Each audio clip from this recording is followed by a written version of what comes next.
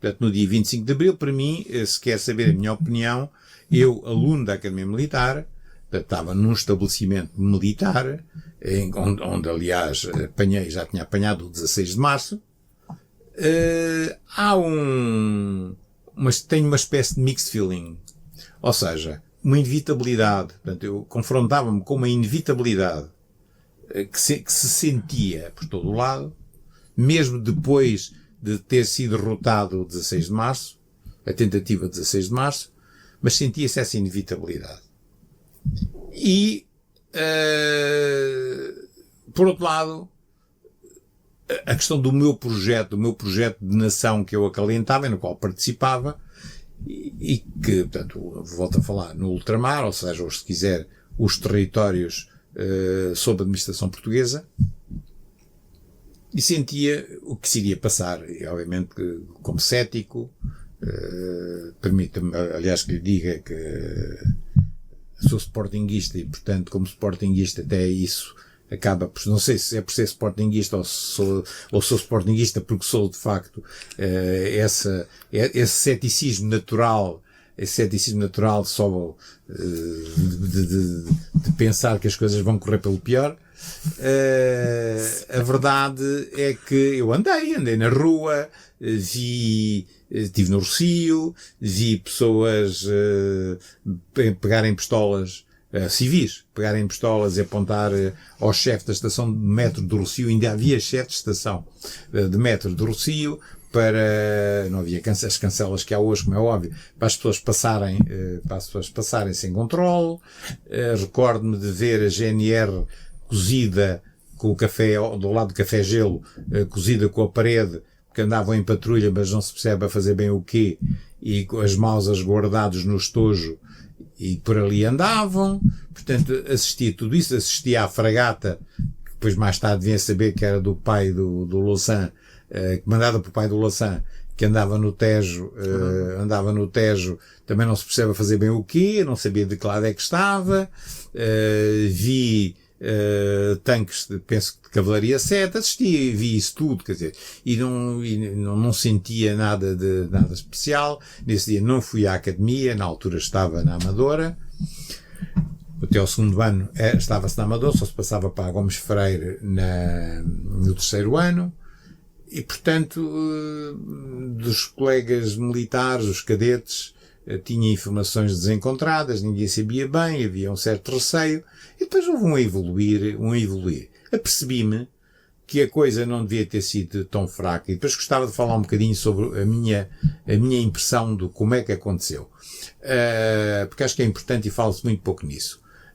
Percebi, no 1º de Maio, que o Partido Comunista tomou conta do processo revolucionário em curso, que é uma expressão que se usava jocosamente na altura, mas que ficou, que eu próprio na minha tese utilizei, porque é muito bem emprego. Já agora, se quiser, é muito bem emprego. Sim, olha. Já agora as capas. As capas, olha, este é o terceiro volume. Agora eu mostro este aqui é o terceiro volume, se fazemos um parênteses também. Entretanto, exato. Já que estamos a falar dela, faz sentido. Este é o terceiro, exatamente. Este é o terceiro volume, que é a participação de Portugal na Guerra Civil de Espanha.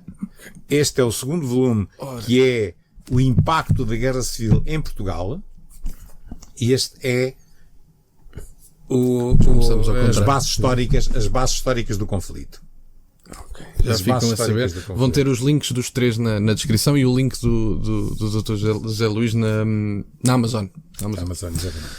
E, portanto, apercebi-me de facto de que o Partido Comunista tinha tomado conta do processo revolucionário em curso, e a partir daí começou para mim uma nova fase de ativismo. Em relação ao 25 de Abril, propriamente dito... O que é que seria, na altura, ideologicamente? O que é que lhe parece que... Eu era democrata, convictamente um democrata, preocupado com uma única questão. Já que se ia para a descolonização, que se fosse para uma descolonização democrática.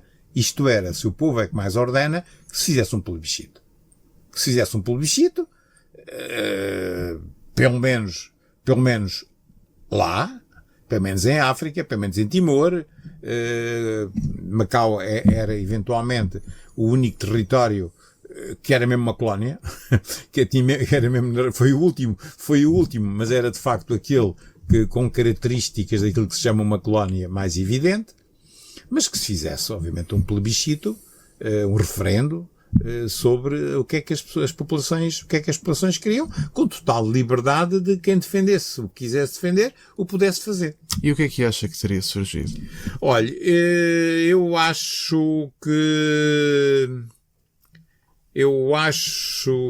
os resultados, por exemplo, em Angola, ou mesmo em Moçambique, se fossem feitos logo nos primeiros meses a seguir ao 25 de Abril, teriam sido na Guiné, não sei. Quando digo não sei, não é para fugir à questão. Não sei. A história da Guiné, militarmente, está muito mal contada. Muitíssimo mal contada. E o PAIGC estava de rastos. Porque eu acabei por ir estudando as coisas mais tarde, e depois já dou alguns elementos. Mas em Angola e em Moçambique, as populações já não estavam muito afetadas pela guerra. Portanto, a guerra tinha praticamente acabado, estavam quase a situações mais de quase podemos chamar de polícia, o que podia também ser perigoso, porque de repente podia se transformar numa outra coisa. Mas a chamada guerrilha tinha acabado, as pessoas circulavam com grande à vontade, quer para norte, quer para sul, e portanto não havia. Em Moçambique, tinha sido aberta uma nova frente de combate na zona de Cabora-Bassa, arrebentado umas minas, mas o princípio era o mesmo e estava a haver alguma resistência, sobretudo com a crescente incorporação de tropas dos estados, antigas províncias ultramarinas, no caso de Angola e Moçambique, tinham sido transformados em estados. E estava a haver uma progressiva aceleração no processo de recurso eu recordo em Évora, por exemplo, não é o caso, estamos a falar de uma coisa completamente diferente. De Cabo Verde, Évora estava com milhares de soldados cabo-verdianos, faziam parte do dia-a-dia normal e não havia problemas, e estavam, sobretudo na Infantaria 16, em que estavam em instrução. E depois iam para o ultramar, mas sobretudo a nível local havia de facto já uma incorporação bastante grande de tropas locais. O exército, o regime, nomeadamente o professor Silva Cunha, quando ministro do ultramar, tinha tentado recuperar o velho projeto das tropas locais, os projetos, portanto, do exército de Angola, do exército de Moçambique,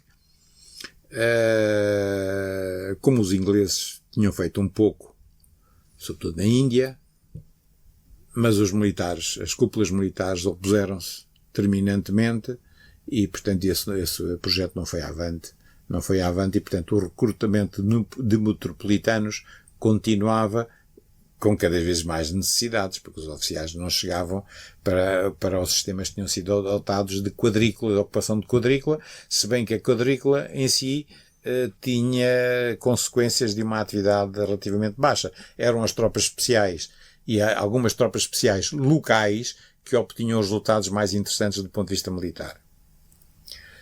Mas, dito isto, não sei, porque nunca se viu qualquer interesse, tirando a cabeça aparente do general Spínola, que muitas vezes parecia lembrar o general Gomes da Costa e com alguma injustiça para o general Gomes da Costa, mas que diziam os adversários que o general Gomes da Costa tinha uma cabeça de linha que era sempre da opinião da pessoa com quem tinha falado em último. E, portanto, o general Spínola às vezes fazia-me lembrar um bocadinho o Marechal, na altura, General Costa Gomes, antes do 28 de maio.